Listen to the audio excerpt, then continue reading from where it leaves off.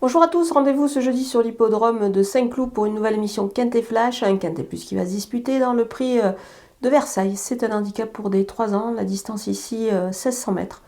Ils sont plus que 15 au départ après le forfait du numéro 15 Gualda. On va voir un petit peu qui se détache ici.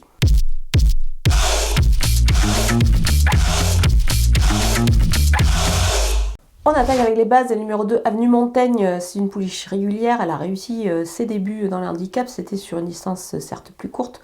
Maintenant, revenir sur le mail ne devrait pas lui poser de problème. Bien au contraire, moi je pense qu'elle a une première chance et elle mériterait de s'imposer. Le numéro 4, Lord Sinclair, supplémenté ici pour courir. Il débute certes dans les handicaps, mais avec des ambitions plus que légitimes. Je pense que c'est le bon moment. Jugé surtout sur ses 2 dernières sorties et une belle aptitude à la distance. Le numéro 10, Contentious, c'est la ligne avec Lord Sinclair. C'est logique de le retenir. Du coup, il le retrouve notamment avec un léger avantage au poids. On va dire que c'est pas facile de les départager tous les deux, donc on va le retenir aussi. Les opposants avec le numéro 1, Chiaro, extra dans la course référence du 29 août sur la piste de Paris-Longchamp. Il a prouvé qu'il avait la pointure d'une telle épreuve, et surtout sur cette distance. Donc on va s'en méfier fortement. Le numéro 8, Amorcita, une pouliche avec pas mal d'expérience dans les handicaps. Elle retrouve d'ailleurs un parcours sur lequel elle a déjà brillé. Voilà, elle sera encore dans le coup à mon avis. Le numéro 6, Zeoloakis. Les lignes sont plutôt bonnes pour lui. Il n'a qu'à répéter ses récentes sorties pour jouer un rôle actif dans cette épreuve. Sa place est à l'arrivée. Le numéro 13, Amless Knight. Il a des lignes qui plaident pour lui, avec des éléments qu'il va retrouver. Il est sur sa distance et devrait encore se montrer à son avantage. En coup de poker, c'est numéro 16, Cassar. Il retrouve Lord Sinclair et Contentious avec des ambitions légitimes et surtout un avantage au poids. Vraiment extra le dernier coup, il s'annonce redoutable et est évidemment indissociable des 2 autres dans cette épreuve. Les outsiders avec le numéro 7, Glorywood, il a pris 3,5 kg sur sa récente victoire. La donne change évidemment dans cette épreuve.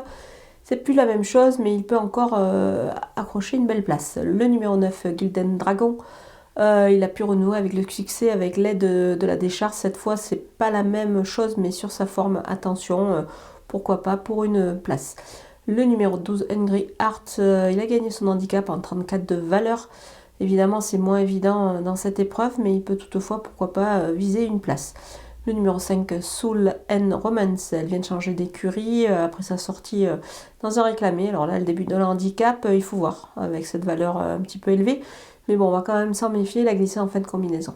On termine avec les délaissés et on va prendre un petit peu des risques. Je vais écarter le numéro 3, Zalikova, un poids qui est en baisse certes après son changement d'écurie, dû à son échec à ce niveau, mais elle doit surtout se montrer rassurante. Le numéro 14, Moderne Era, à cette valeur, elle n'a pas beaucoup de marge, c'est à revoir pour moi. Le numéro 11, Prince of Clouds, un poids légèrement en baisse. Il n'a pas une énorme marge de manœuvre dans cette catégorie, donc ça me paraît compliqué. Voilà, on a passé en revue tous les partants de ce Quintet Plus de Saint-Cloud. Je vous laisse avec ma sélection et mes conseils de jeu.